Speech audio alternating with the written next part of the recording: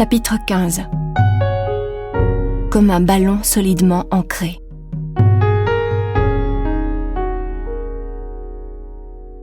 Aomame était très attentive à sa nourriture. Les légumes constituaient l'essentiel de ses repas, accompagnés de coquillages ou de poissons, surtout à chair blanche. Pour la viande, elle en mangeait peu, et c'était alors du poulet. Elle choisissait uniquement des produits frais, utilisait le moins possible d'assaisonnement. Elle évitait les aliments trop gras et limitait la quantité des glucides. Elle ne mettait pas de sauce dans la salade, ou à peine un filet d'huile d'olive, du sel et du citron. Cependant, il ne s'agissait pas seulement pour elle de manger beaucoup de légumes. Elle étudiait soigneusement leurs substances nutritives et cherchait à obtenir un bon équilibre en combinant diverses variétés végétales. Elle concoctait elle-même ses menus et quand on le lui demandait, elle donnait volontiers des conseils à son club de sport. Oubliez le nombre de calories était son expression favorite. Du moment que vous choisissez de bons produits et que vous sentez que vous en avez mangé la bonne quantité, inutile de vous ennuyer à faire des calculs. Mais comme il était impossible de vivre en s'astreignant à des menus aussi ascétiques, s'il lui en prenait l'envie impérative, elle se précipitait dans un restaurant et commandait un steak épais ou des côtelettes d'agneau. Quand à l'occasion, elle éprouvait une envie irrépressible pour quelque nourriture, elle réfléchissait aux raisons pour lesquelles son corps lui faisait cette demande et au signal qu'il lui envoyait. Et ensuite, elle obéissait à cet appel naturel. Elle aimait le vin et le saké, mais elle évitait d'absorber trop d'alcool afin de préserver son foie et de limiter la quantité de sucre. 3 fois par semaine, elle s'abstenait de boire. Pour Aomame, son corps était sacré, elle devait en préserver la pureté.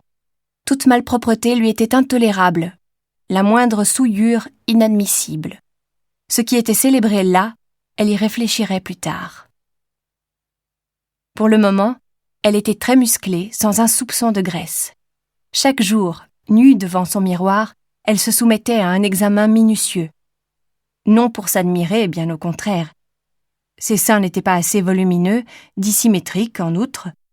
Sa toison pubienne ressemblait à un champ piétiné par un bataillon d'infanterie après un défilé. Chaque fois qu'elle observait son corps, elle ne pouvait s'empêcher de grimacer. Enfin, au moins était-il dépourvu d'embonpoint. Elle ne pouvait même pas pincer entre les doigts un peu de chair superflue. Aomame menait une vie très simple. Elle ne dépensait volontairement beaucoup d'argent que pour la nourriture. Elle ne lésinait pas sur la qualité des produits et ne buvait que du bon vin. Lorsqu'il lui arrivait de manger à l'extérieur, elle choisissait des établissements où l'on cuisinait avec soin. Sinon rien ne l'intéressait vraiment. Elle ne se souciait ni des vêtements, ni du maquillage, ni des accessoires.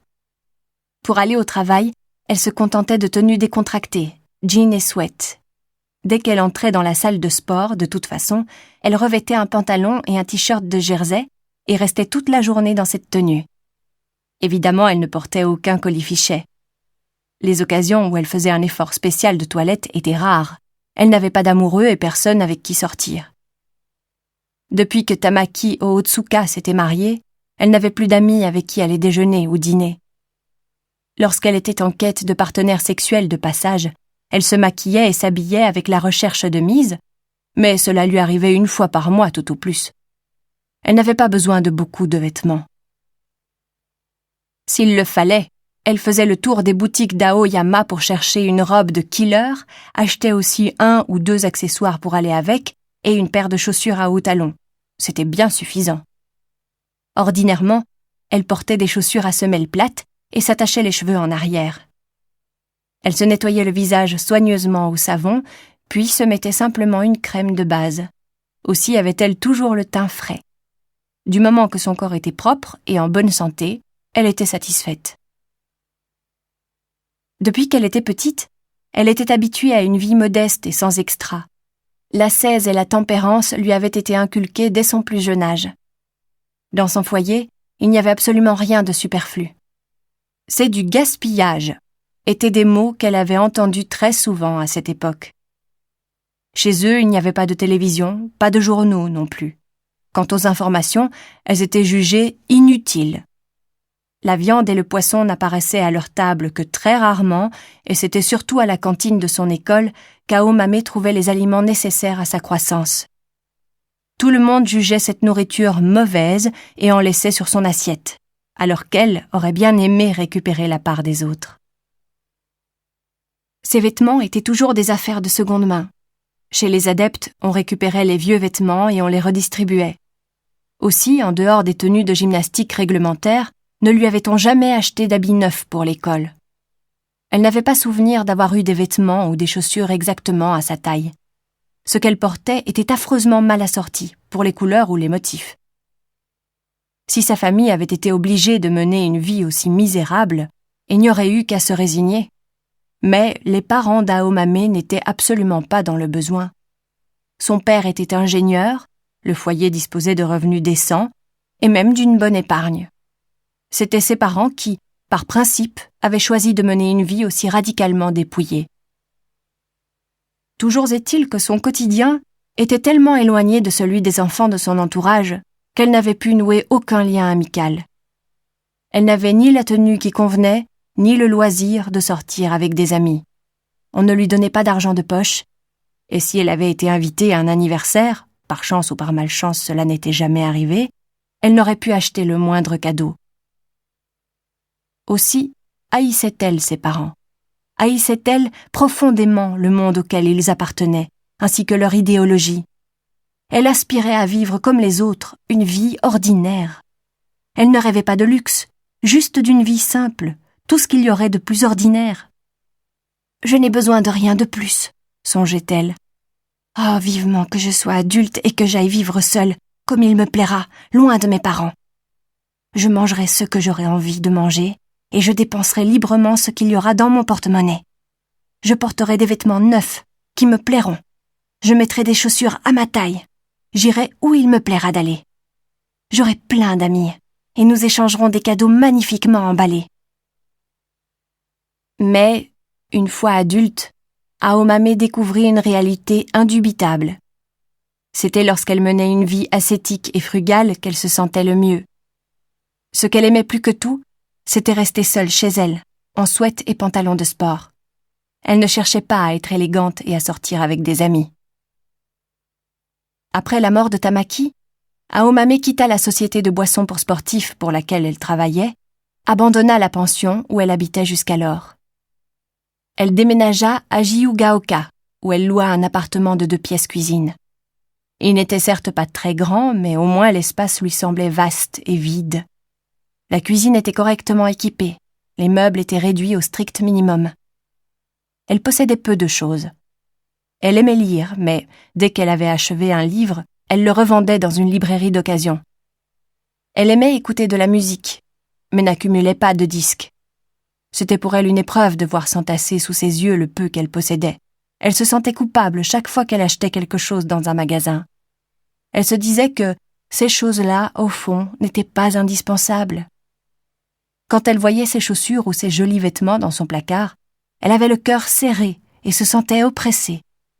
Cette image d'opulence et de grande liberté, paradoxalement, rappelait à Aomame l'époque de son enfance pauvre et entravée, quand on ne lui donnait rien. Devenir libre, qu'est-ce que cela veut dire finalement ? S'interrogeait-elle bien souvent. Est-ce que cela signifie réussir à s'échapper d'une cage pour s'enfermer dans une autre beaucoup plus grande ? Après avoir expédié dans l'autre monde l'homme qui lui avait été désigné, elle recevait une sorte de rémunération de la vieille femme d'Azabu. Une liasse de billets, enveloppée dans un solide emballage en papier, sans mention de destinataire, ni nom ou adresse d'expéditeur, était déposée dans une boîte postale. Tamaru donnait la clé de cette boîte à Aomame qui en sortait le contenu, puis la lui rendait. Ce qui se trouvait dans l'enveloppe, elle le déposait ensuite dans un coffre à la banque, sans même prendre la peine d'en vérifier le montant. Dans son coffre se trouvaient enfermées 2 liasses, semblables à des briques compactes. Aomame ne dépensait même pas son salaire mensuel, il restait tel quel, en réserve. C'est pourquoi cet argent ne lui était absolument pas nécessaire, elle l'avait expliqué à la vieille femme la première fois qu'elle avait reçu sa rétribution. « Ce n'est que pour la forme. avait répondu la vieille femme de sa petite voix douce, comme pour lui faire entendre raison. Considérez ceci comme quelque chose de protocolaire. Vous devez l'accepter. Si cet argent ne vous est pas indispensable, ne vous en servez pas. Ou bien, si vraiment il vous fait horreur, faites-en don de manière anonyme à quelque organisation caritative. Votre liberté est totale. Mais si vous prêtez attention à mon conseil, il vaudrait mieux le déposer quelque part sans y toucher durant un certain temps. « Je ne veux pas recevoir de l'argent en échange de ce que j'ai fait », avait dit Aomame. « Oui, je comprends votre sentiment. Pourtant, grâce au fait que vous avez magnifiquement déplacé ces hommes qui ne valaient rien, vous avez épargné à leurs femmes d'assommants procès en divorce, sans compter les conflits concernant l'autorité parentale. Elles n'auront plus jamais à craindre que leur mari ne revienne un jour à la maison et ne les batte au point de les défigurer. Elles ont touché assurance vie et pension de réversion. Considérez l'argent qui vous est remis comme une forme de reconnaissance de la part de ces femmes. Ce que vous avez accompli est absolument juste, mais ce n'est pas un acte gratuit. Comprenez-vous bien pourquoi ? » « Pas très bien, » répondit Aomame honnêtement. « Parce que vous n'êtes ni un ange, ni un dieu. Je sais bien que vous agissez selon des mobiles très purs, et je comprends donc que vous ne désiriez pas recevoir de l'argent pour cela. Mais ce genre de sentiment totalement pur et sans mélange est, d'un certain côté, quelque chose de dangereux. Pour un simple humain, ce n'est pas facile de vivre dans de telles dispositions d'esprit. Aussi devez-vous brider votre sentiment, comme un ballon solidement ancré au sol. Il en va de vous-même. Même quand quelque chose est juste, que votre mobile est pur, cela ne signifie pas pour autant que vous puissiez agir. Vous comprenez ? » Après avoir réfléchi un moment, Aomame eut un signe de tête. « Non, je ne comprends pas très bien, mais pour le moment je ferai comme vous le dites. » La vieille femme sourit, puis elle avala une gorgée de son infusion. « Il vaut mieux ne pas déposer cet argent sur votre compte bancaire. Si le fisc s'en mêle, il risque de se montrer curieux. Il est préférable de mettre cet argent liquide tel quel dans un coffre. Cela pourra vous être utile un jour. »« C'est ce que je vais faire, » dit Aomame.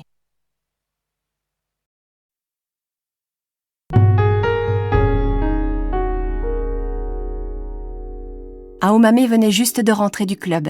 Elle préparait son repas quand la sonnerie du téléphone retentit. « Aomame » fit une voix de femme, légèrement rauque. C'était Ayumi. Le combiné contre l'oreille, Aomame allongea le bras pour baisser la flamme du gaz. « Alors, ça marche, la police ?»« J'ai flanqué des contraventions pour stationnement interdit à l'appel, et je me suis fait détester des gens. Pas un seul homme à l'horizon. Tu imagines, j'ai pris un plaisir fou à travailler. »« Tu en as du courage. »« Dis-moi, Aomame, qu'est-ce que tu fais maintenant ?»« Je prépare mon dîner. »« Après-demain, tu es libre le soir ?»« Oui, je suis libre, mais je n'ai pas envie de trucs comme la dernière fois. De ce côté-là, je préfère prendre un peu de repos, tu comprends ? » Moi aussi, ça va pour un moment, ce genre de choses. Mais ça fait longtemps que je ne t'ai pas vue. Je voudrais qu'on se rencontre toutes les deux, qu'on bavarde. Aomame réfléchit un peu, mais elle n'arrivait pas à se décider. « Écoute, là j'ai des légumes sur le feu, » répondit-elle. « Je n'ai pas les mains libres, tu peux me rappeler dans une demi-heure environ ? » D'accord, je te rappelle plus tard. Aomame coupa la communication et finit de surveiller la cuisson de son plat. Puis, elle prépara de la soupe au miso aux germes de soja et du riz complet. Elle but une demi-canette de bière et jeta le reste. Elle fit la vaisselle et elle venait juste de s'asseoir sur le canapé en soupirant quand Ayumi l'appela de nouveau. « J'aimerais qu'on dîne ensemble, » proposa-t-elle. « C'est pas drôle de manger toujours seule. »« Tu es toujours seule ?»« Non, je prends mes repas dans ma pension, mais tout le monde discute et ça fait un raffut terrible. Alors j'aimerais bien de temps en temps aller manger de bonnes choses au calme, en prenant mon temps, si possible dans un endroit chic. Mais ça ne me dit rien d'y aller seule, tu comprends ? » « Bien sûr. »« Je n'ai personne pour m'accompagner, ni homme ni femme. Ceux qui m'entourent, leur style, c'est plutôt les petits boui-boui. Alors je me disais qu'on pourrait se retrouver quelque part, toi et moi. Mais j'ai peur que ça te gêne. Non, non, pas du tout, répondit Aomame. Bon, d'accord, on va aller déguster des trucs chics. Moi aussi, ça fait un bon moment que ça ne m'est pas arrivé. Vraiment? Dit Ayumi. Ah, ça me fait plaisir. Après-demain, ça te va? Oui, le lendemain, je ne suis pas de service. Tu connais un bon endroit? Aomame lui dit alors le nom d'un restaurant français à Nogizaka. En entendant ce nom, Ayumi en resta abasourdie. Mais c'est un restaurant extrêmement réputé. Les prix sont très élevés. Et puis j'ai lu dans je ne sais plus quelle revue qu'il fallait réserver au moins 2 mois à l'avance. Je ne crois pas qu'avec mon salaire je puisse aller dans un établissement de ce genre. Ne t'en fais pas. Le propriétaire est membre de mon club et je suis son coach personnel. En plus, je lui donne des conseils sur la valeur nutritionnelle de ses menus. Alors si je le lui demande, il nous donnera une table en priorité et en plus il nous fera un prix. Bon, ça ne sera peut-être pas une table très bien placée. Oh, pour moi, même si c'est dans un placard, ça m'ira. Alors fais-toi belle, conclut Aomame. Après avoir reposé le combiné, Aomame fut un peu surprise de s'apercevoir qu'elle ressentait de la sympathie pour la jeune policière. Depuis la mort de Tamaki Ootsuka, c'était la première fois qu'elle éprouvait ce sentiment pour quelqu'un. Bien sûr, il était très différent de celui qui l'avait lié à Tamaki. Pourtant, cela faisait longtemps qu'elle n'avait même pas imaginé sortir au restaurant avec quelqu'un. Et voilà que justement ce quelqu'un était une policière. Aomame soupira. Le monde était étrange. Aomame revêtit une robe à demi-manches bleu-gris sur laquelle elle posa un petit cardigan blanc et elle enfila des hauts talons Ferragamo. Elle mit aussi des boucles d'oreilles et un fin bracelet en or. Elle laissa chez elle le sac à bandoulière habituel, ainsi bien sûr que son pic à glace, et se munit d'une petite pochette de la bagagerie. Ayumi portait une veste noire simple, comme des garçons, avec dessous un t-shirt marron largement décolleté, une jupe évasée à motifs fleuris. Elle avait pris son sac Gucci, mis des boucles d'oreilles ornées de petites perles véritables, et enfilé des chaussures à talons plats marrons. Elle paraissait plus élégante et plus jolie que la dernière fois. On n'aurait jamais pensé qu'elle était policière. Elles attendirent d'abord au bar, en dégustant un cocktail mimosa, puis on les conduisit à leur table, qui n'était pas si mal placée. Le chef apparut et parla avec Aomame, puis il leur déclara que le vin était pour lui. « Pardon, la bouteille a déjà été ouverte et on en a bu un peu pour la tester. Hier, voyez-vous, quelqu'un s'est plaint à propos de son goût. On a dû remplacer la bouteille. En fait, il n'y avait aucun problème. Mais le client était un homme politique très connu et dans ces sphères-là, il se croit grand connaisseur. En réalité, ils sont nuls. C'est juste pour avoir l'air d'un expert devant les autres qu'il a voulu se plaindre. Style, ce Bourgogne n'aurait-il pas un peu d'amertume? Le client, c'est le client, hein? Alors moi, j'ai dit, ah oui, il se peut qu'il y ait un peu d'amertume. Peut-être de mauvais contrôle dans les entrepôts de notre importateur. Je vous en apporte immédiatement une autre. On voit que vous êtes un vrai connaisseur. Enfin, les mots qu'ils voulaient entendre. Et je leur ai apporté une autre bouteille. Comme ça, je ne risquais pas d'envenimer les choses. Vous savez, je ne vais pas le crier trop fort, mais j'en ai rajouté un peu sur leur addition. Parce que, de toute façon, eux, ils le font passer sur leurs frais. Il va de soi que, dans notre établissement, on ne va pas servir au client une bouteille une fois qu'elle a été retournée à la suite d'une plainte. C'est normal. Mais avec nous, pas de problème. Le chef cligna de l'œil. Ça ne vous dérange pas? Bien sûr que non, dit Aomame. Absolument pas, ajouta Ayumi. Cette jolie demoiselle est votre sœur?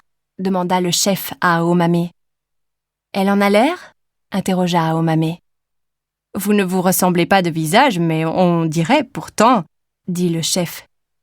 C'est une amie, dit Aomame. Elle travaille dans la police. Oh, c'est vrai, s'exclama le chef, l'air incrédule, en regardant de nouveau Ayumi. Vous faites des patrouilles avec un pistolet? Je n'ai encore tiré sur personne, répliqua Ayumi. Bon, je ne vous ai rien dit de mal, hein? Dit le chef. Ayumi secoua la tête. Rien du tout. Le chef sourit et joignit les mains sur la poitrine. C'est un excellent Bourgogne supérieur que je recommande les yeux fermés à tous mes clients. Il a été produit dans un domaine illustre. Il est d'une bonne année et il coûte, je ne vous dirai pas combien de milliers de yens. » Le serveur s'approcha et versa le vin. Toutes deux levèrent leurs verres pour trinquer. Lorsqu'ils se touchèrent légèrement, il y eut un son qui tinta comme la clochette d'un paradis lointain. « Ah, c'est la première fois de ma vie que je bois un vin aussi bon !» fit Ayumi en plissant les yeux après avoir avalé une gorgée. « Je ne vois vraiment pas ce qu'on peut trouver à redire à un vin pareil. »« Il y a des gens qui trouvent à redire à n'importe quoi, » observa Aomame. Après quoi, toutes deux examinèrent le menu en détail. Ayumi, l'œil pénétrant comme un avocat expérimenté lisant un contrat important, relut de fond en comble à 2 reprises la liste des plats proposés sur la carte. Ne risquait-elle pas de laisser échapper quelque chose de crucial ? Allait-elle déceler une tromperie bien dissimulée ? Elle étudiait mentalement les diverses conditions et clauses qui étaient inscrites là, délibérait sur une possible conclusion à en tirer. Elle pesait soigneusement les profits et les pertes. De sa place en face d'elle, Aomame observait son expression avec un grand intérêt. « Tu as choisi ?» demanda-t-elle. « À peu près », répondit Ayumi. « Alors, qu'est-ce que tu prends ?»« La soupe de moule, la salade aux 3 sortes d'oignons, et après le mijoté de cervelle de veau d'Iwaté au vin de Bordeaux. Et toi ? La soupe de lentilles, l'assortiment de légumes tièdes de printemps, et ensuite le foie de lotte de mer grillé en papillote accompagné de polenta. Bien sûr, du vin rouge avec tout ça, ce n'est pas ce qui va le mieux, mais comme on nous l'offre... »« On pourra se faire goûter nos plats ? » ?»« Bien sûr, » dit Aomame. « Et si tu veux, on pourrait se partager des gambas frites en hors-d'œuvre. »« Génial !» s'exclama Ayumi.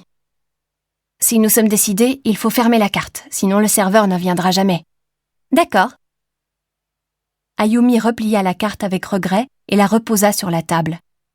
Le serveur arriva à la seconde et prit leur commande. « Dès que j'ai commandé, j'ai l'impression que je n'ai pas choisi les bons plats, » expliqua Ayumi quand le serveur fut parti. « Et toi ? » ?»« Même si c'est le cas, ce n'est jamais que de la nourriture. En comparaison des erreurs que nous commettons dans la vie, ce n'est qu'une bagatelle. »« Oui, évidemment, » approuva Ayumi. « Mais pour moi, c'est extrêmement important. J'ai toujours été comme ça, depuis toute petite. Toujours, j'ai des regrets. Ah, je n'aurais pas dû choisir un hamburger, j'aurais dû prendre des croquettes de crevettes. Et toi, tu as toujours été aussi détaché ?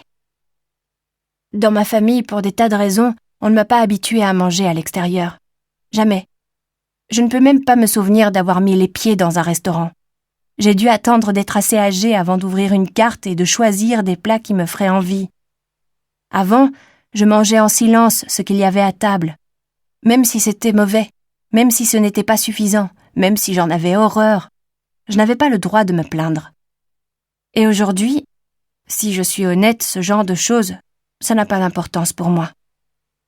Ah, ça se passait comme ça chez toi ? On ne dirait pas à te voir. Tu donnes plutôt l'impression d'avoir été habituée depuis toute petite à fréquenter des endroits comme celui-ci. C'était Tamaki Ohotsuka qui l'avait entièrement initiée à ce genre de choses. Tamaki lui avait tout appris. Comment se comporter quand on pénétrait dans un restaurant chic, comment bien choisir ses plats pour ne pas être méprisé par le personnel, la manière de s'y prendre avec les serveurs, de commander le vin, le dessert, la façon correcte de se servir des couverts. C'était Tamaki qui avait fait d'elle une connaisseuse avisée en la matière. Elle lui avait enseigné comment choisir ses vêtements, comment assortir ses accessoires, et aussi la façon de se maquiller. Pour Aomame, tout était une découverte. Tamaki avait grandi dans une famille riche qui résidait dans un beau quartier, et sa mère, très sociable, était particulièrement à cheval sur le savoir-vivre et la toilette. Aussi Tamaki avait-elle assimilé ce type de savoir mondain alors qu'elle était encore lycéenne. Elle n'éprouvait aucune gêne à évoluer dans des lieux fréquentés par des adultes. Toutes ces bonnes manières, Aomame les avait apprises avec avidité. Sans la rencontre avec un maître aussi émérite que Tamaki, elle serait sans doute devenue quelqu'un d'autre. Elle avait parfois l'impression que Tamaki était encore vivante, qu'elle était comme cachée à l'intérieur d'elle. Au début, Ayumi se montra un peu tendue, mais avec le vin, elle parut se décontracter. « J'aimerais te poser une question, » annonça-t-elle. « Si tu n'as pas envie de répondre, ça ne fait rien, mais j'aimerais juste savoir. Tu ne te fâcheras pas ?»« Bien sûr que non. » « C'est une question un peu bizarre, mais ce n'est pas méchant de ma part. Tu comprends, n'est-ce pas? C'est juste que je suis très curieuse. Mais parfois sur ces choses-là, les gens se mettent en colère. Ne te fais pas de soucis, je ne me fâcherai pas. » « Sûr? Tout le monde dit ça et après, à tous les coups, on s'énerve. »« Pas moi, alors ne t'en fais pas. » « Bon. Quand tu étais petite, est-ce qu'il t'est arrivé qu'un homme te fasse des trucs bizarres? » Aomame secoua la tête. « Non, je ne crois pas. Pourquoi? » « Je voulais seulement te poser la question. Mais c'est bon, » fit Ayumi, puis elle changea de sujet. « Tu as déjà eu un amoureux? Je veux dire, un vrai? » « Non. »« Pas un seul? » ?»« Pas un seul, » répondit Aomame, puis elle hésita un peu avant de poursuivre. « À vrai dire, à 26 ans, j'étais encore vierge. » Ayumi en resta sans voix un instant. Elle posa sa fourchette et son couteau, s'essuya les lèvres à sa serviette, puis étrécit les yeux et regarda fixement Aomame. « Alors que tu es si jolie, c'est incroyable. » « Ça ne m'intéressait absolument pas. » « Tu veux dire que les hommes ne t'intéressaient pas? »« Il n'y a qu'un homme que j'aime, » déclara Aomame. « J'ai aimé ce garçon quand j'avais 10 ans. Je lui ai serré la main. »« Tu as aimé un garçon quand tu avais 10 ans et c'est tout? » ?»« C'est tout. » Ayumi prit sa fourchette et son couteau, coupa un petit morceau de gamba, plongé dans ses pensées. « Et maintenant, ce garçon, où est-il? Que fait-il? » Aomame secoua la tête. « Je ne sais pas. Nous étions dans la même classe en 3e et 4e année de primaire, à Ishikawa, dans la préfecture de Chiba. Mais moi, en 5e année, je suis allée dans une autre école à Tokyo, et depuis je ne l'ai jamais revu. Je n'en ai plus jamais entendu parler. Tout ce que je sais de lui, s'il est encore en vie, c'est qu'il doit avoir 29 ans, 30 à l'automne. Et tu n'as pas eu l'idée de découvrir ce qu'il était devenu? Je suppose que ça ne doit pas être très difficile. » De nouveau, Aomame secoua la tête énergiquement. « Je n'ai pas voulu. »« C'est bizarre. Moi, j'aurais utilisé tous les moyens possibles pour savoir où il vivait. Si tu l'aimes tant que ça, tu le rechercherais. Et une fois que tu l'aurais retrouvé, tu lui avouerais en face que tu l'aimes. »« Je ne veux pas faire ça, » dit Aomame. « Ce que j'espère, c'est qu'un jour, quelque part, je le rencontrerai par hasard. Par exemple, nous nous croiserions sur une route, ou bien nous prendrions le même bus. Un hasard providentiel. »« Oui, quelque chose comme ça, » fit Aomame. Puis elle but une gorgée de vin. « À ce moment-là, je lui dirais « Tu es le seul homme que j'ai aimé de toute ma vie. » »« Ça alors, c'est drôlement romantique, » fit Ayumi qui semblait stupéfaite. « J'ai tout de même l'impression que vous avez très peu de chances de vous retrouver de cette façon. En plus, comme tu ne l'as pas vu depuis 20 ans, son visage a peut-être changé, tu sais. Est-ce que tu le reconnaîtras vraiment si tu le croises? » Aomame secoua la tête. « Même s'il a changé, je le reconnaîtrai au premier coup d'œil, j'en suis sûre. »« Tu le crois vraiment? » ?»« Oui, je le crois vraiment. »« Et tu attends sérieusement cette rencontre du hasard? » ?»« C'est pour cela que je ne manque pas d'être très attentive quand je marche dans la ville. »« marmonna Ayumi. « Pourtant, tout en aimant cet homme aussi passionnément, cela ne t'a pas gêné de faire l'amour avec d'autres. Enfin, je veux dire, après tes 26 ans. » Aomame réfléchit un instant, puis elle répondit « Ce ne sont que des hommes de passage. Il ne m'en reste rien après. » Pendant le silence qui suivit, les deux jeunes femmes se concentrèrent sur ce qu'elles dégustaient. Puis Ayumi reprit la parole. « J'ai l'air de me mêler de tes affaires, mais est-ce qu'il s'est passé quelque chose quand tu as eu 26 ans? » Aomame eut un signe de tête affirmatif. « Oui, un événement s'est produit qui m'a complètement transformée. Mais il m'est impossible d'en parler ici et maintenant, excuse-moi. »« Mais non, je t'en prie, » répondit Ayumi. Tu ne m'en veux pas de te poser ces questions si insistantes ? Pas du tout, répondit Aomame. On leur apporta leur soupe qu'elles savourèrent tranquillement en silence. Elles reposèrent leurs cuillères et se remirent à bavarder une fois que le serveur eut débarrassé. Dis-moi, Aomame, tu n'as pas peur ? Peur de quoi ? Eh bien, de ne pas le rencontrer. Bien sûr, il peut y avoir un hasard heureux, ce serait magnifique. Je te le souhaite vraiment. Mais dans la réalité, je suppose, il est beaucoup plus probable que vous ne vous revoyiez pas. Et même si tu le rencontres de nouveau, il sera peut-être marié. Peut-être aura-t-il des enfants, je ne sais pas, 2 par exemple, n'est-ce pas ? Et alors tu serais condamné à vivre le reste de ta vie seul, sans t'être lié au seul homme que tu aimes sur cette terre. Quand tu y penses, est-ce que cela ne te fait pas peur ? Aomame contempla le vin rouge à l'intérieur de son verre. J'ai peut-être peur, mais au moins il existe un homme que j'aime. Même si de son côté il ne t'aimait pas ? Du moment que je peux aimer quelqu'un du fond du cœur, et même s'il n'existe pour moi que lui et lui seul, l'aimer m'aide à vivre, même si je ne peux pas être avec lui. Ayumi médita un instant. Le serveur s'approcha et leur versa un peu de vin. Aomame en but une gorgée et songea qu'Ayumi avait raison. Qui oserait se plaindre d'un vin aussi merveilleux ? Tu es vraiment extraordinaire, Aomame, de te montrer aussi philosophe. Non, je ne suis pas philosophe, c'est juste ce que je pense honnêtement. Moi aussi j'ai aimé un homme, avoua Ayumi. Celui avec lequel j'ai fait l'amour la première fois, juste après être sortie du lycée. Il avait 3 ans de plus que moi. Mais immédiatement après, il s'est marié avec une autre. Après ça, pendant un certain temps, je me suis un peu laissée aller. Pour moi, tu comprends, ça avait été assez rude. J'ai renoncé à lui, mais je ne me suis pas tout à fait rétablie de ses désordres. C'était un pauvre type sans intérêt qui jouait double jeu, un baratineur. Enfin, en tout cas, j'en étais tombée amoureuse. Aomame acquiesça. Ayumi prit son verre et but un peu de vin. De temps en temps, il me téléphone, encore aujourd'hui. Il me dit « Tu veux pas qu'on se voie ?» Bien sûr, ce qui l'intéresse, c'est juste le sexe. Je le sais parfaitement. Alors non. Si je le revoyais, c'est sûr, ça me ferait encore des trucs horribles. Je le sais bien dans ma tête, mais physiquement, ça n'empêche que j'ai des réactions. Ça m'électrise quand je pense à lui. Lorsque ça se répète trop, je sors m'éclater quelque part. Tu comprends ça ? Hein, Aomame ? Oui, je comprends. Franchement, il n'a aucun intérêt.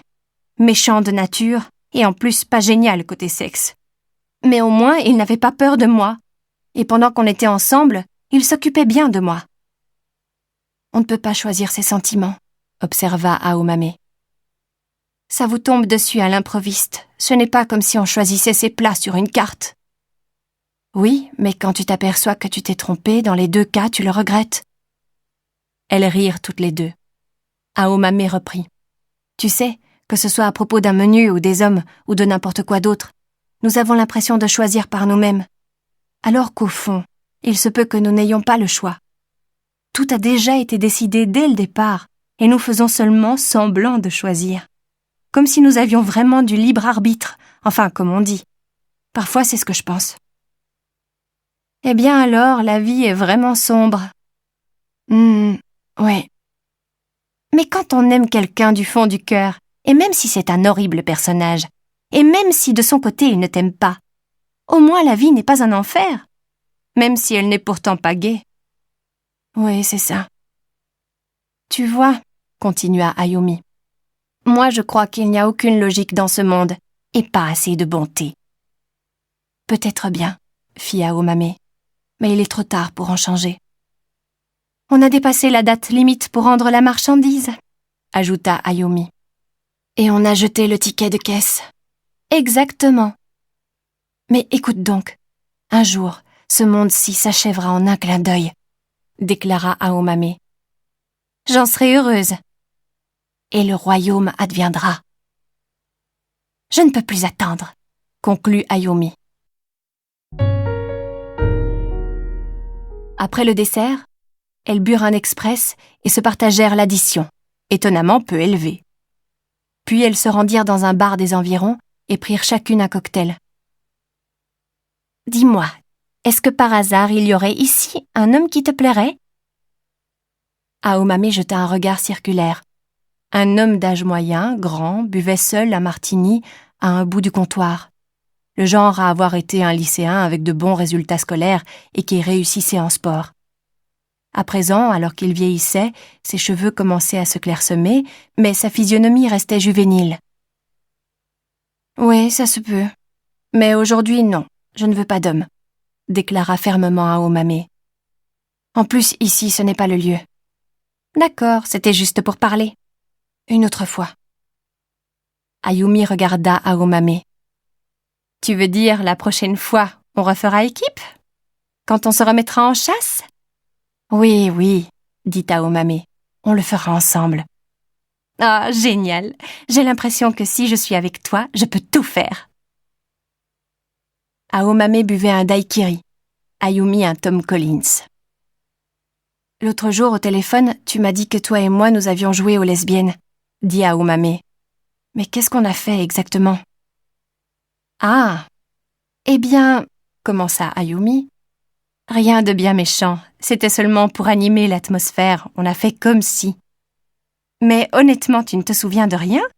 À ce moment-là, tu étais pleine d'entrain.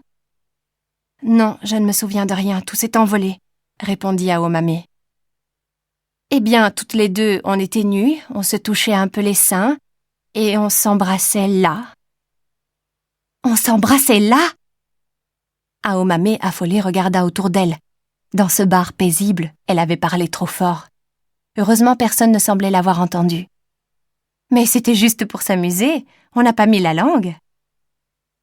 Eh ben, dis donc. Aomame pressa ses tempes du doigt et soupira. On en a fait de ces trucs? Pardon, dit Ayumi. Non, non, ça va, pas la peine de t'inquiéter.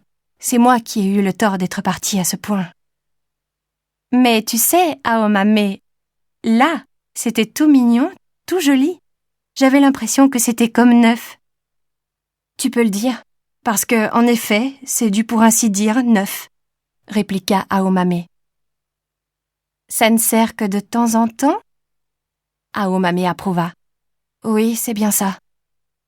Dis-moi, est-ce que, par hasard, tu aurais déjà eu ce genre de tendance?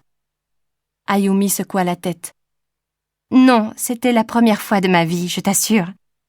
Mais moi aussi, j'étais vraiment cuitée. Et puis, comme il s'agissait de toi, Aomame, alors je me suis dit, eh bien, pourquoi pas? C'était juste pour faire semblant, rien de plus qu'un jeu. Et toi, de ton côté? Non, pas du tout. Mais une seule fois, quand j'étais lycéenne, ça m'est arrivé avec ma meilleure amie. Nous n'avions pas d'intention préméditée, c'est juste arrivé. Oui, peut-être que ça se fait comme ça. Et à cette époque, tu as aimé? Je pense que oui, répondit Aomame avec honnêteté. Mais cela ne s'est passé qu'une fois. J'ai estimé qu'il ne fallait pas et nous n'avons pas recommencé. Il ne fallait pas? Non. Ce n'est pas que ce ne soit pas bien ou sale, ce genre de choses, non. C'était qu'avec elle, je ne voulais pas établir ce rapport-là. Je ne voulais pas qu'une amitié précieuse prenne cette forme. Ah bon, fit Ayumi. Dis, tu veux bien que je dorme chez toi cette nuit? Je n'ai pas envie de rentrer dans ma pension. Parce que dès que je serai retournée là-bas, tout ce raffinement que j'aurai vécu avec toi sera gâché à la seconde. Aomame but la dernière gorgée de son daiquiri et reposa son verre sur le comptoir. D'accord pour dormir, mais pas de choses bizarres. Oui, oui, je te promets. Je veux juste rester encore un peu avec toi. Tu peux me faire coucher n'importe où. Je suis capable de m'endormir par terre s'il le faut. Et demain, je ne suis pas de service, alors j'ai le temps. Après une correspondance dans le métro, elles arrivèrent dans l'appartement de Jiugaoka. La pendule ne marquait pas tout à fait 11 heures du soir. Elles étaient toutes les deux agréablement alcoolisées, elles avaient sommeil. Aomame installa de quoi dormir sur le canapé, puis elle prêta un pyjama à Ayumi. « Tu veux bien que je vienne juste un peu dans ton lit ?» demanda Ayumi. « J'ai envie d'être près de toi, mais je ne ferai rien, je te le promets. »« Bon, d'accord, » répondit Aomame. Elle était abasourdie à la pensée qu'une femme qui avait jusqu'alors tué 3 hommes allait dormir dans le même lit qu'une femme policier en exercice. Le monde était décidément étrange. Ayumi se glissa dans le lit et prit Aomame dans ses bras. Ses seins fermes se pressaient sur le bras d'Aomame. Les odeurs d'alcool et du dentifrice se mêlaient dans son souffle. « Aomame, tu ne trouves pas que mes seins sont trop gros ? » ?»« Non, pas du tout. Ils ont une très jolie forme. » »« Mais une femme avec de gros seins, on la considère comme une idiote, pas vrai ? Et puis quand je cours, ils ballottent et j'ai honte de faire sécher mes soutiens-gorge. On dirait 2 saladiers. » »« Mais il semble que les hommes aiment bien ça. » »« En plus, les pointes sont trop grandes. » Ayumi déboutonna son pyjama, sortit un sein et montra son téton à Aomame. « Regarde un peu la taille qu'il fait. Tu ne le trouves pas anormal ?» Aomame regarda le mamelon. Certes, il n'était pas petit, mais pas excessivement grand, un peu plus que celui de Tamaki. « Il est tout à fait mignon. Quelqu'un t'a dit qu'ils étaient trop grands ? » ?»« Un homme. Il a dit qu'il n'avait jamais vu de mamelon aussi énorme. » Il n'avait pas dû en voir beaucoup. Ils sont normaux. Les miens, au contraire, sont trop petits. Moi, tu sais, je les aime bien, tes seins.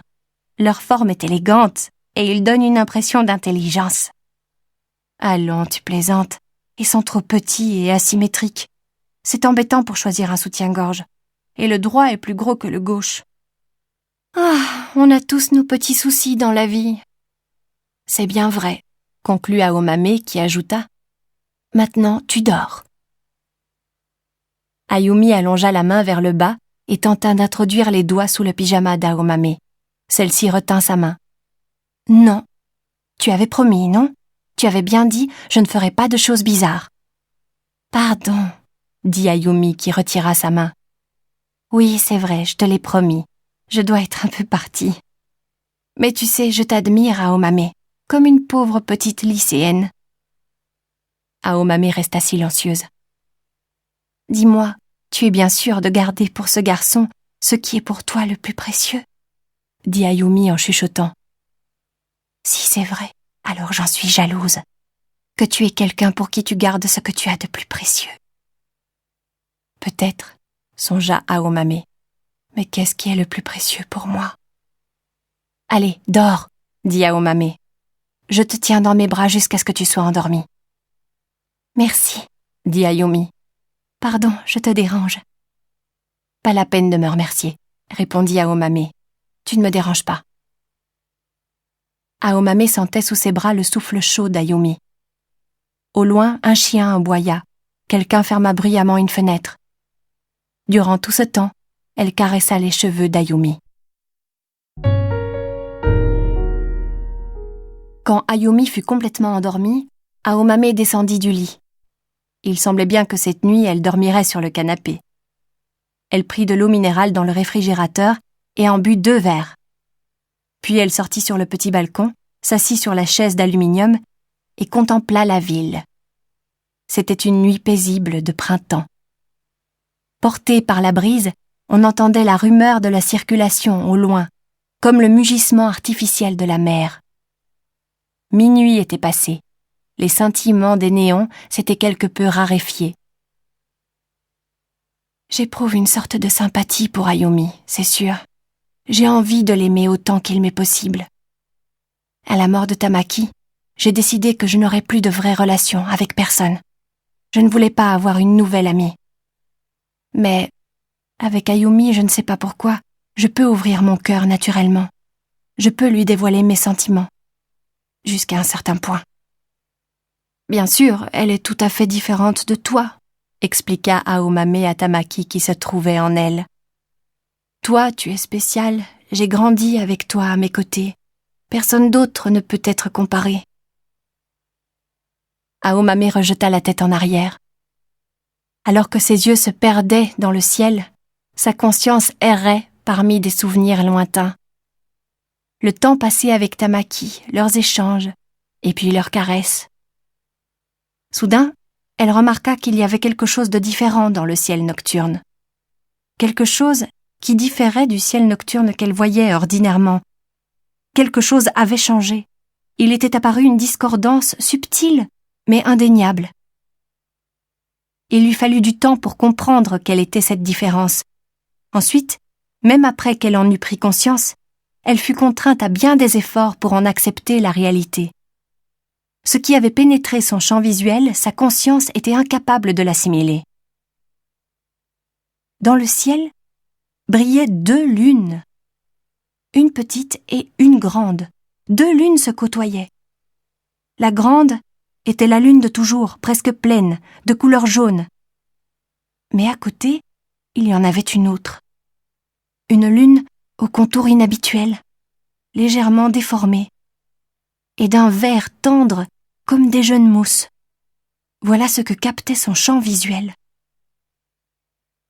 Aomame étrécit les yeux et contempla longuement les 2 lunes. Puis elle ferma les yeux, attendit un long moment, respira profondément et rouvrit les yeux. Elle espérait que tout serait revenu à la normale, qu'il n'y aurait plus qu'une lune. Mais la situation restait inchangée. Il ne s'agissait pas d'une diffraction de la lumière, sa vue n'avait subi aucune altération. Dans le ciel, sans la moindre erreur possible, 2 lunes brillaient côte à côte. Une jaune, une verte. Aomame songea à réveiller Ayumi, pour lui faire voir la scène, lui demander si, comme elle voyait 2 lunes dans le ciel. Mais elle y renonça. Voyons, tout est normal, la lune s'est dédoublée depuis l'an dernier, lui dirait-elle peut-être. Ou bien peut-être, qu'est-ce que tu racontes, Aomame, je ne vois qu'une lune. Tu es sûre que tout va bien avec tes yeux? Dans les 2 cas, mon problème ne serait pas résolu. Il deviendrait même plus complexe. Le menton dans les mains, Aomame regarda fixement les 2 lunes. Il n'y a aucun doute, quelque chose est en train de se passer, se dit-elle. Le rythme de son cœur s'était accéléré. Il est arrivé quelque chose au monde, ou bien il m'est arrivé quelque chose. C'est l'un ou l'autre.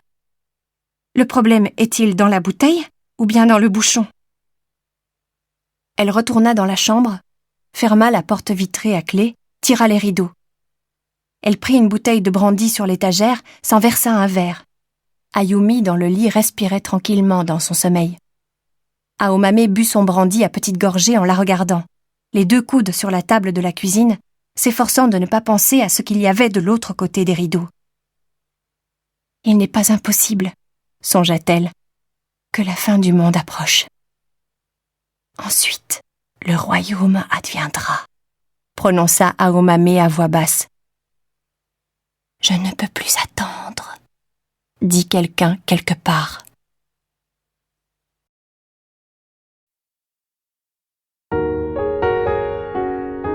Chapitre 16. Que le résultat te plaise.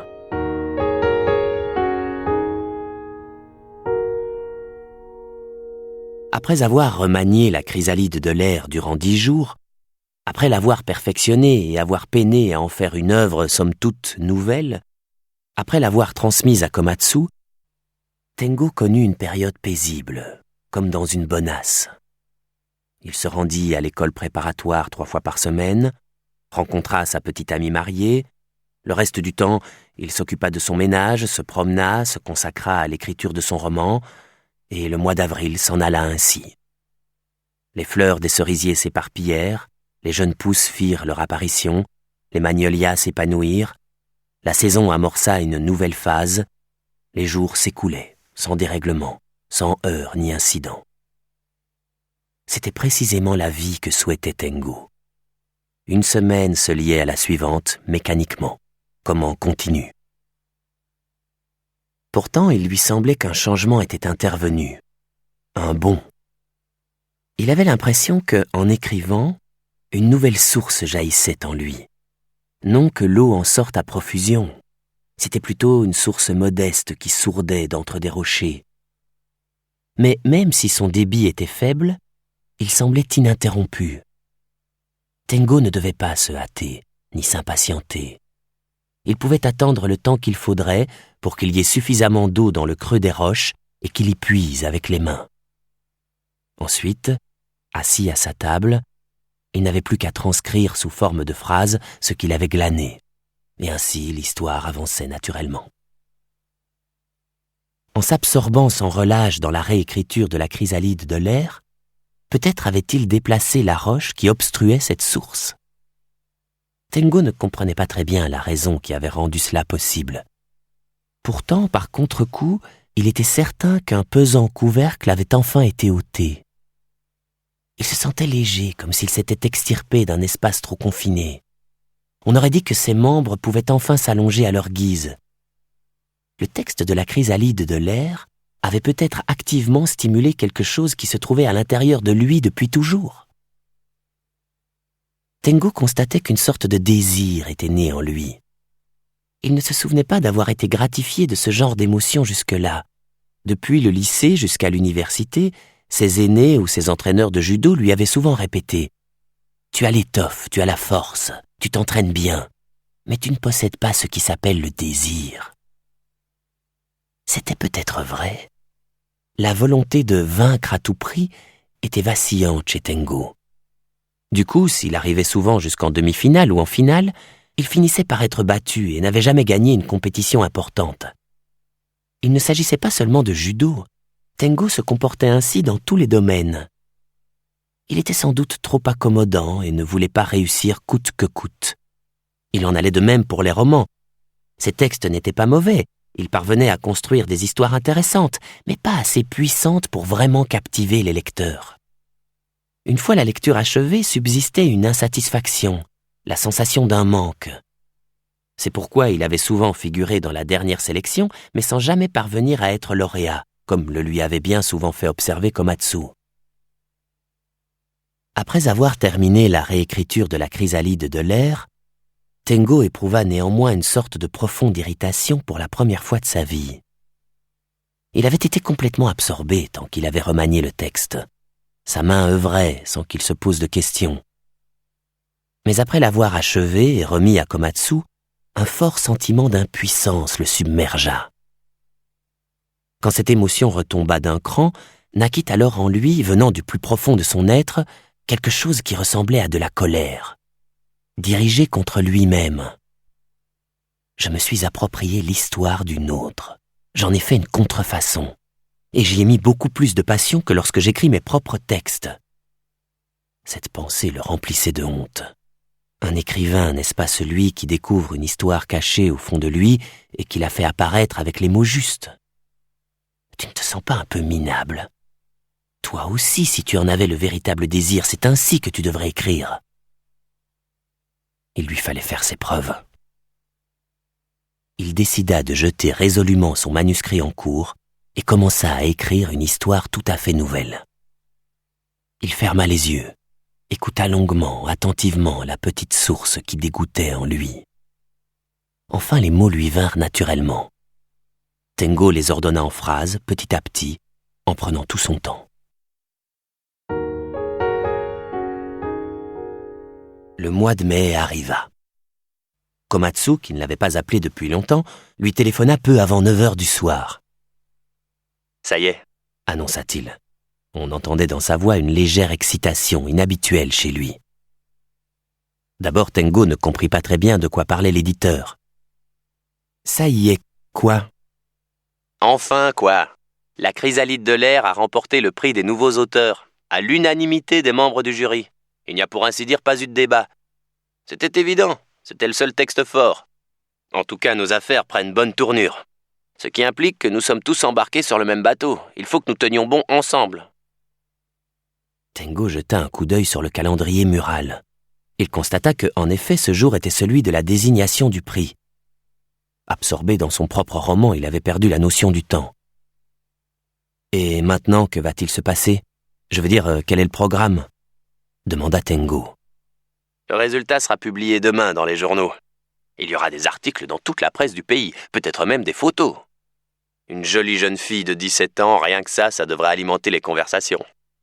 L'intérêt médiatique serait totalement différent, je dois le dire, si le lauréat était un trentenaire, ressemblait à un ours sortant d'hibernation et était prof, par exemple, dans une école préparatoire. »« Le jour et la nuit, » dit Tengo. « La cérémonie de remise des prix aura lieu le 16 mai dans un hôtel de Shimbashi. Ensuite, il y aura une conférence de presse. » « Fukaeri sera présente ?»« Oui, ce serait mieux.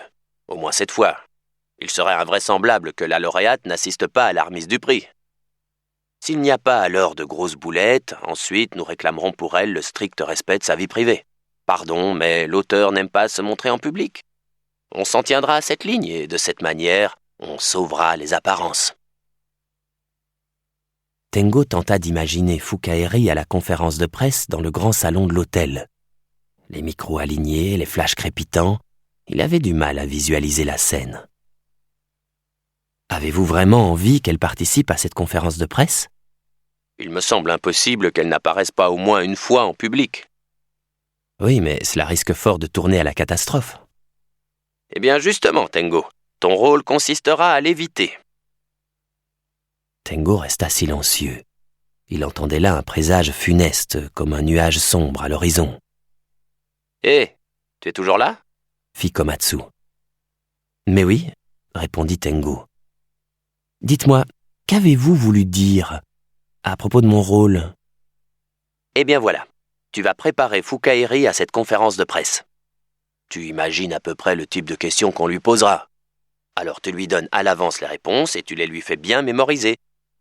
Tu enseignes dans une école préparatoire, hein ? Donc tous ces trucs-là, tu les connais. C'est moi qui dois faire ça ? Ah, eh bien oui. Pour une raison que j'ignore, Fukaeri te fait confiance, elle t'écoutera. Avec moi, ce serait impossible. Elle ne m'a même pas encore permis de la voir. Tengo soupira.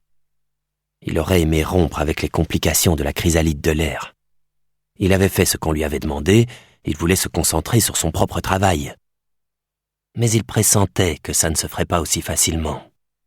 Un mauvais pressentiment, selon toute probabilité. « Est-ce que tu es libre après-demain soir ?» demanda Komatsu. « Oui, je suis libre. » « Alors, au café habituel de Shinjuku, à 6h, Fukaeri sera là. » « Écoutez, monsieur, je ne peux pas faire ça. Je ne sais même pas très bien en quoi consiste une conférence de presse. Je n'ai jamais assisté à ce genre de rencontre. »« Tu veux devenir écrivain ? Eh bien, imagine. Est-ce que ce n'est pas le travail d'un écrivain d'imaginer ce qu'il n'a jamais vu ? Mais n'aviez-vous pas dit que ma tâche serait terminée quand j'aurais réécrit la chrysalide de l'air ? Vous qui aviez ajouté « Ensuite, je me charge de tout, toi tu restes assis sur un banc et tu regardes tranquillement le déroulement du jeu ?» Tengo, écoute-moi. Si je le pouvais, je le ferais volontiers moi-même. Et je ne suis pas quelqu'un qui aime solliciter les autres. C'est bien parce que là, je ne peux pas faire autrement que je réclame ton aide, tu comprends ? Tiens, je te donne un exemple. Nous sommes sur un bateau qui descend un rapide. Moi, je tiens la barre, je ne peux pas la lâcher. Alors je te passe les rames. Mais si toi, tu refusais de les prendre, le bateau pourrait bien se renverser et nous risquerions de sombrer ensemble, y compris Fukaeri. Je suppose que ce n'est pas ce que tu souhaites. Tengo soupira encore une fois. Comment se débrouillait-il pour se retrouver constamment dans des situations sans issue ? Bon, d'accord, je vais tâcher de faire de mon mieux. Mais le succès n'est pas garanti. Essaie, je t'en prie, je t'en serai reconnaissant, répondit Komatsu. Qu'est-ce que j'y peux si cette petite a décidé de ne parler qu'à toi ? Ajouta-t-il. Ah, encore une chose, nous allons fonder une nouvelle société. Une société ? Oui, un bureau, un office, une agence de production, appelle ça comme tu veux. En tout cas, une société qui va gérer les activités littéraires de Fukaeri. Bien sûr, ce sera juste sur le papier, mais officiellement, ce sera cette société qui rétribuera Fukaeri. J'ai obtenu du professeur Ebizuno qu'il soit son représentant. Toi aussi, Tengo, tu en feras partie. Il faut bien, à un titre ou à un autre, que tu touches une rémunération. J'y participerai également, même si mon nom n'apparaîtra pas publiquement, parce que si l'on comprend que je suis impliqué dans l'affaire, ça créera des problèmes. Nous partagerons les gains. Toi, il te suffira d'apposer ton sceau sur des documents, je m'occuperai du reste. Je connais d'ailleurs un bon avocat. Tengo réfléchit. Dites, est-ce que je ne pourrais pas rester en dehors de tout ça ? Je n'ai pas besoin de rémunération. J'ai été heureux de réécrire la chrysalide de l'air. Cela m'a beaucoup appris. Je suis ravi que Fukaeri ait obtenu le prix des nouveaux auteurs. Je vais faire de mon mieux pour qu'elle réponde correctement à la conférence de presse. Jusque-là, d'accord. Mais je ne veux pas être mêlé à cette société louche. Il s'agit là clairement d'une fraude organisée. Tengo, tu ne peux pas revenir en arrière, répliqua Komatsu. Une fraude organisée, tu as peut-être raison, si tu veux. On peut appeler les choses ainsi. Mais tu le savais depuis le début. Nous avions bien projeté de faire de Fukaeri un écrivain à moitié fictif, non ? Évidemment, à présent, l'argent s'en mêle. Il faut bien imaginer un système pour gérer ça. Ce n'est pas un jeu d'enfant. Alors maintenant, les lamentations du genre « j'ai peur, je ne veux pas être impliqué, je n'ai pas besoin d'argent », ça ne marche plus. Tu oublies. Si tu voulais descendre du bateau, il fallait le faire bien avant, quand le courant était encore calme. Maintenant, c'est trop tard. Pour créer une société, il faut le nom de plusieurs personnes, et il est hors de question d'y inclure des gens qui ne connaissent pas déjà la situation. Tu dois impérativement en faire partie. Les événements suivent leur cours, et tu y es obligatoirement impliqué. Tengo se creusa la tête. Aucune bonne idée ne lui venait. « J'ai une question, dit-il. D'après ce que vous avez laissé entendre, le professeur Ebizuno aurait l'intention de s'engager sans réserve dans ce nouveau plan, et il aurait déjà accepté d'être le représentant de cette société fictive. » Ebizuno, en tant que tuteur de Fukaeri, s'est montré compréhensif et m'a donné son feu vert. Après ce que tu m'avais dit sur votre rencontre, je lui ai téléphoné. Bien entendu, il se souvenait de moi. Simplement, il voulait entendre de ta bouche ton impression sur moi. Il a admiré l'acuité de ton jugement. Qu'est-ce que tu lui as donc raconté à mon propos ? Mais qu'est-ce qui a bien pu pousser le maître à s'engager dans ce projet ? Je ne peux croire que ce soit pour l'argent. Bien sûr que non, ce n'est pas quelqu'un de vénal. Bon, alors pourquoi accepte-t-il de se trouver mêlé à une affaire aussi risquée ? Qu'a-t-il à y gagner ? Je l'ignore, moi aussi. C'est un homme dont il est impossible de deviner les intentions secrètes. Si vous-même n'y parvenez pas, c'est que ce doit être un homme particulièrement insondable. Eh bien, répondit Komatsu, en apparence, c'est un vieillard innocent, mais en fait, il est extraordinairement énigmatique. Et Fukaeri, que sait-elle de la situation au juste ? Elle ignore tout des dessous de l'histoire. Il n'est d'ailleurs pas nécessaire qu'elle en sache quoi que ce soit. Fukaeri fait confiance au professeur Ebizuno, elle a de la sympathie pour toi. C'est pourquoi je te demande de lui prêter main forte. Tengo changea le combiné de main. Il était obligé tant bien que mal de suivre la progression des choses. Mais le professeur Ebizuno n'exerce plus comme ethnologue. Il s'est retiré de l'université et n'écrit plus de livres. Oui, il a coupé définitivement toute relation avec les milieux scientifiques. C'était un excellent spécialiste. Mais il n'était pas à l'aise avec le monde universitaire.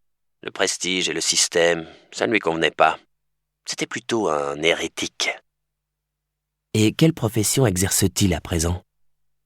Je crois qu'il est agent de change, répondit Komatsu.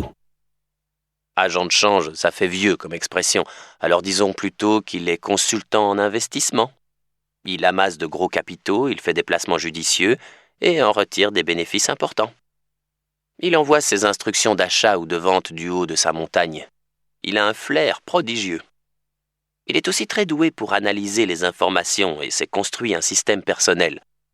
Au début, il faisait ça par curiosité intellectuelle, mais finalement, il en a fait son métier. Voilà à peu près l'histoire. Il semble qu'il soit assez réputé dans ce milieu-là. En tout cas, il a largement de quoi vivre. Je ne vois pas très bien les relations entre l'ethnologie et la bourse. À proprement parler, il n'y en a pas, sauf pour lui. Et pour vous, il demeure indéchiffrable. Exactement. Tengo pressa ses doigts un instant sur sa tempe, puis il se résigna. À 6 heures après-demain, je rencontrerai Fukaeri dans le café habituel de Shinjuku. Je mettrai les choses au point avec elle pour la conférence de presse. C'est bien ce que vous voulez. C'est parfait. Écoute, Tengo, dis-toi bien que ce ne sont que des difficultés passagères. Laisse-toi plutôt porter par le courant. Une chose pareille, ça n'arrive qu'une fois dans une vie, tu comprends ? C'est le monde fastueux des romans picaresques. Goûtons-en les odeurs fortes en nous préparant au pire. Réjouissons-nous de descendre des rapides et lorsque nous dévalerons du haut d'une cascade, tombons-y ensemble et hardiment. 2 jours plus tard, en fin d'après-midi, Tengo rencontra Fukaeri dans le café de Shinjuku. Elle portait un jean étroit et un pull d'été léger qui mettait en valeur sa jolie poitrine. Ses cheveux étaient longs et lisses, son teint éclatant. Les hommes autour lui jetaient des coups d'œil furtifs. Si Tengo sentait leur regard, Fukaeri semblait n'en avoir aucune conscience. Il y avait en effet de grandes chances qu'une jeune fille comme elle fasse sensation en recevant le prix des nouveaux auteurs. Fukaeri savait qu'elle était lauréate. Elle n'en paraissait ni excitée, ni spécialement heureuse. On aurait dit que cela lui était indifférent. La journée faisait penser à l'été, mais elle commanda un chocolat chaud. Puis elle le but en entourant la tasse des 2 mains, comme s'il s'agissait de quelque chose de précieux. Elle ignorait qu'il y aurait une conférence de presse et ne manifesta aucune réaction quand elle l'apprit. « Sais-tu ce qu'on appelle une conférence de presse ?»« Conférence de presse ?» répéta Fukaeri. « Des journalistes de divers journaux et revues seront réunis et te poseront des tas de questions. Toi, tu seras assise sur une estrade. On te prendra en photo. Peut-être y aura-t-il des télévisions. Et ce que tu diras sera retransmis dans tout le pays. C'est rare, une jeune fille de 17 ans qui obtient le prix des nouveaux auteurs. Ce sera une nouvelle dont tout le monde parlera. Et que le jury t'ait choisi à l'unanimité, ça fera sensation. Ça n'arrive presque jamais. » « Question ?» demanda Fukaeri. « Ils vont te poser des questions, toi tu y répondras. » « Quelles questions ?»« De toutes sortes. Sur ce texte, sur toi, sur ta vie, sur tes goûts, et aussi sur tes projets. Il vaut peut-être mieux s'y préparer dès maintenant. »« Pourquoi ? » ?»« On serait plus tranquille, pour que tu saches comment répondre ou que tu ne dises rien qui prête à confusion. Qu'a-t-on à perdre à se préparer un peu ? C'est comme une répétition. » Fukaeri buvait son chocolat sans prononcer un mot. Puis elle lança à Tengo un regard qui semblait signifier « Ça ne m'intéresse pas tellement, mais si tu penses que c'est nécessaire… » Ses yeux étaient parfois plus éloquents que ses paroles, du moins plus expressifs. Mais cela ne suffirait pas pour les journalistes. Tengo sortit des papiers de son sac et les étala. Il avait noté les questions qui, supposait-il, lui seraient posées. La veille au soir, il s'était creusé la tête et y avait passé beaucoup de temps. Alors voilà, je te pose une question et tu me réponds en imaginant que je suis un journaliste, d'accord ? Fukaeri opina. Avez-vous écrit beaucoup de romans jusqu'à présent ?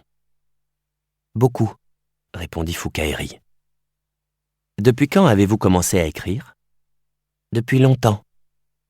C'est très bien comme ça, dit Tengo. Des réponses courtes, c'est parfait. Ce n'est pas la peine de dire des trucs inutiles, très bien. C'est Azami qui a écrit à votre place ? Fukaeri fit un signe de tête affirmatif. Non, ça, il ne faut pas le dire. C'est un secret entre toi et moi. Je le dis pas, approuva Fukaeri. Lorsque vous vous êtes inscrite pour le prix des nouveaux auteurs, vous imaginiez-vous lauréate ? Fukaeri eut un petit sourire. Elle resta silencieuse. Tu n'as pas envie de répondre ? demanda Tengo. Non. Bon, quand tu ne voudras pas répondre, tu gardes le silence et tu souris. De toute façon, ce sont des questions idiotes. De nouveau, Fukaeri opina. D'où provient l'histoire de la chrysalide de l'air ? De la chèvre aveugle. Ah, aveugle, ça ne va pas, dit Tengo. Il vaut mieux dire la chèvre non-voyante. Pourquoi ? Eh bien, aveugle, c'est un terme discriminant.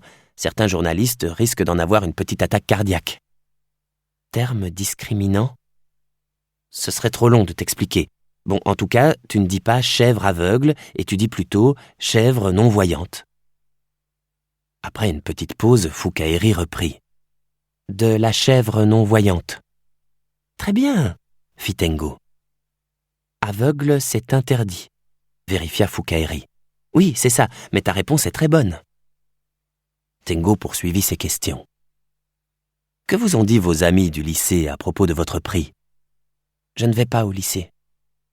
Pourquoi n'allez-vous pas au lycée ? Pas de réponse. Et ensuite, allez-vous continuer à écrire des romans ? Silence, évidemment. Tengo vida sa tasse de café et la reposa sur la soucoupe. Les haut-parleurs dissimulés au plafond du café diffusaient à faible volume une des chansons de La Mélodie du bonheur pour instrument à cordes. Raindrops on roses and whiskers on kittens. Je réponds mal ? demanda Fukaeri. Non, pas du tout, répliqua Tengo. Absolument pas, c'est très bien. Contente. Tengo avait dit le fond de sa pensée. Elle ne prononçait qu'une phrase à la fois, son ton était monocorde, et pourtant sa manière de répondre était parfaite en un sens. Le plus agréable était que ses répliques fusaient immédiatement, et puis elle parlait en regardant son interlocuteur droit dans les yeux, sans même battre des cils, preuve qu'elle s'exprimait honnêtement, qu'elle ne donnait pas de réponse courte pour se moquer des gens. Pour être franc, de surcroît, personne ne comprendrait ce qu'elle dirait, du moins c'est ce qu'espérait Tengo, qu'elle mystifie parfaitement les journalistes tout en donnant une impression de sincérité. Les romans que vous aimez. Le dit des Eike. Superbe réponse, songea Tengo. Et quel passage du dit des Eike? Tous. Et à part cela, les histoires qui sont maintenant du passé.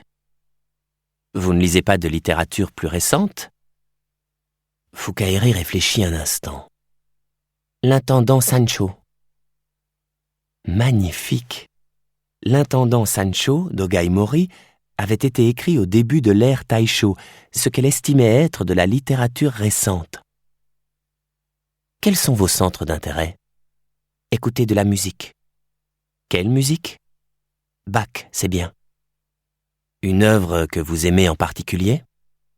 De BWV 846 à BWV 893. Tengo réfléchit un moment puis reprit. Le clavier bien tempéré, premier et deuxième volume. Oui. Pourquoi donnez-vous les numéros? C'est plus facile à se rappeler. Le clavier bien tempéré est véritablement une musique céleste pour les mathématiciens. Composée de préludes et de fugues, dans chacune des tonalités majeures et mineures, elle utilise également les 12 tons de la gamme chromatique. Chaque volume comprend 24 opus. Si l'on réunit les 2 livres, on obtient un total de 48 opus. Un cycle intégral a été ainsi constitué. Et une autre œuvre? BWV 244. Qu'est-ce que c'était déjà le BWV 244? Tengo ne parvenait pas à s'en souvenir. Le titre correspondant ne lui revenait pas en tête. Fukaeri se mit à chanter. Busunroi, Busunroi, knishta sinten herzensfei. Busunroi, Busunroi, knishta sinten herzensfei. Knishta sinten herzensfei. Busunroi, Busunroi, knishta sinten herzensfei. Busunroi, knishta sinten herzensfei. Das die Strophen meiner Zähren, angenehmes Betzenroi, treuer Jesu dir gebären. Tengo en resta muet un long moment. Elle ne chantait pas tout à fait juste, mais sa prononciation de l'allemand était nette, d'une précision étonnante. La Passion selon saint Matthieu, dit Tengo. Tu as appris les paroles par cœur? J'ai pas appris. Tengo aurait voulu dire quelque chose, mais les mots ne lui venaient pas. Il renonça à parler, regarda les notes qu'il avait sous la main et passa à la question suivante. Avez-vous un petit ami? Fukaeri secoua la tête. Et pourquoi n'en avez-vous pas? Je ne veux pas être enceinte.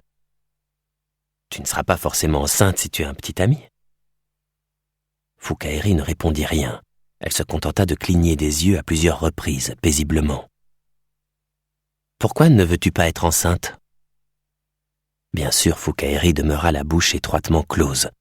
Tengo eut le sentiment d'avoir posé une question complètement stupide.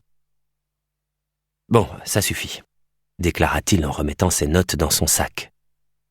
En réalité, je ne sais pas quelle question on te posera. Tu n'auras qu'à répondre comme il te plaira, tu en es capable. Tant mieux, dit Fukaeri d'un air rassuré. Tu penses que cette préparation aux réponses des interviews ne sert à rien? Fukaeri rentra un peu les épaules. Moi aussi, je partage ton opinion. Ce n'est pas pour mon plaisir que je te pose des questions comme ça, mais M. Komatsu me l'a demandé, alors... Fukaeri hocha la tête en signe d'acquiescement. Simplement, reprit Tengo, J'aimerais que tu ne dises à personne que j'ai remanié ta chrysalide de l'air. Tu comprends bien ça? Fukaeri hocha la tête à 2 reprises. Je l'ai écrite toute seule. De toute façon, la chrysalide de l'air est ton œuvre à toi seul. Ce n'est l'œuvre de personne d'autre. C'était clair dès le début. Je l'ai écrite toute seule, répéta Fukaeri. Est-ce que tu as lu le texte remanié? Azami me l'a lu. Alors? Tu l'as fait très bien. C'est-à-dire que tu en es contente? Comme si je l'avais écrite, déclara Fukaeri. Tengo la regarda. Elle buvait son chocolat en soulevant la tasse. Il devait s'efforcer de ne pas porter les yeux sur la rondeur de ses jolis seins. « Je suis heureux de t'entendre dire cela, » dit Tengo. « J'ai pris beaucoup de plaisir à réécrire la chrysalide de l'air. Bien sûr, je me suis aussi donné de la peine pour ne pas perdre la vérité de ce qu'il y avait dans ta propre œuvre. C'est pourquoi il était très important pour moi que le résultat te plaise. » Fukaeri opina en silence. Puis elle porta les mains à ses petits lobes d'oreilles bien dessinés, comme pour vérifier quelque chose. La serveuse s'approcha et versa de l'eau glacée dans leur verre. Tengo en but une gorgée pour se rafraîchir, après quoi il prit son courage à 2 mains et lui exposa une idée qui lui était venue un instant plus tôt. « J'aurais quelque chose de personnel à te demander. Bien entendu, c'est toi qui vois. »« Quoi ? » J'aimerais que tu portes la même tenue qu'aujourd'hui lors de la conférence de presse. Voilà. Fukaeri fixa Tengo d'un air un peu perdu. Elle examina ensuite chacun de ses vêtements, comme si elle n'avait pas fait attention à ce qu'elle portait jusqu'à cet instant. « J'y vais avec ces vêtements ?» interrogea-t-elle. « Oui, à la conférence de presse, tu mettras les habits que tu portes en ce moment. »« Pourquoi ? » ?»« Parce qu'ils te vont bien. Par exemple, ta poitrine est joliment mise en valeur. Ce n'est qu'une intuition de ma part, mais je pense que les journalistes y seront attentifs. Du coup, ils ne te poseront pas de questions trop embêtantes. Mais si ça t'ennuie, ça ne fait rien, je ne te force pas. » Fukaeri répondit. « Les vêtements, c'est Azami qui les a tous choisis. »« Ce n'est pas toi ? Moi, ce que je porte, ça m'est égal. »« Et ta tenue d'aujourd'hui, c'est aussi Azami qui l'a choisie ? » ?»« Azami l'a choisie. » « Mais ça te va très bien. »« Avec ce vêtement, la poitrine est jolie, » interrogea-t-elle comme toujours sans tonalité interrogative. « Exactement. Comment dire, elle se remarque. Ce pull est assorti au soutien-gorge. » Sous le regard fixe de Fukaeri, Tengo sentit ses joues s'enflammer. « Je ne sais pas s'ils sont assortis, mais en tout cas, comment dirais-je, le résultat est réussi, » déclara-t-il. Fukaeri continua à dévisager Tengo, puis elle demanda sérieusement. « Tu as été attentif ?»« Je n'ai pas pu m'empêcher de le remarquer, » répondit Tengo en pesant soigneusement ses mots. Fukaeri tira le col de son pull et jeta un coup d'œil à l'intérieur comme si elle voulait y enfouir son nez. Sans doute vérifiait-elle ce qu'elle portait sous son pull ce jour-là. Elle contempla ensuite le visage cramoisi de Tengo durant quelques instants, à la manière de quelque chose d'insolite. Finalement, elle déclara. « Je fais comme tu dis. »« Merci, » répondit Tengo. Et la répétition fut terminée.